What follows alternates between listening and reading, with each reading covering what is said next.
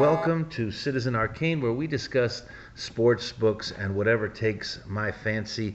Thank you again for joining us. We appreciate every click and every moment that you spend with us is greatly appreciated. Please do stay till the end. So this week I got to take in my first XFL game.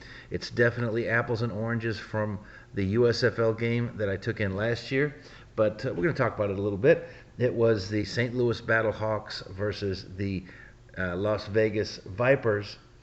And, overall, I thought it was a great experience. It was more expensive than the USFL game, but it is comparing apples and oranges because the St. Louis market really is a football desert.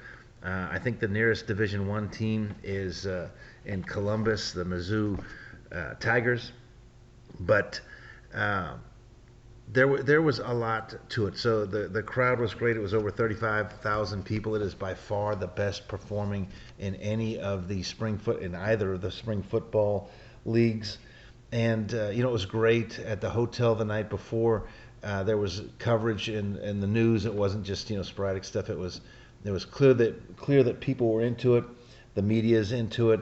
And then day of we got there. The outside of the dome, there were people that were into it. It was a party atmosphere, and lots of people in costume, lots of people wearing the colors, lots of people who clearly were there for a good time. So when it comes to the football that I enjoy probably the most, which is my Division One team, there are 100 plus years. I think it's 130 years of tradition. There's marching bands. There's all kinds of regalia, and that is a different experience. This is lower cost, more fun. Like when my team loses, my D1 team loses. I mean, I'm not saying I get upset, but I didn't care if the Battlehawks won or lost really, except that I enjoyed that hometown vibe. Big crowd. That said, there were no cheerleaders.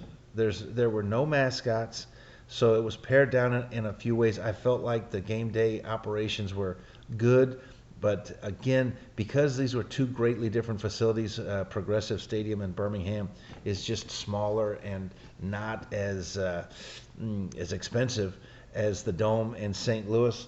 I think that comparison can't really be equated quite the same way. But anyway. The USFL, there were cheerleaders. Last year, they were just USFL cheerleaders, not team-specific cheerleaders. And in St. Louis, there were no cheerleaders, and there was no mascot. So hopefully that'll change. I wonder sometimes how that is going to go. Anyway, I'm wondering, people that are out there, who has seen an XFL game and a USFL game, or either or? I'd like to see in the comments what your take is. And we'll have more on this as time goes by. This week is going to be the first week that they coexist.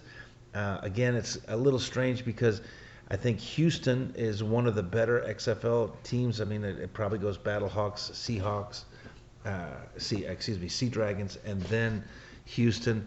Now the USFL has a Houston franchise, but they have never played a game in Houston and won't until at least next year.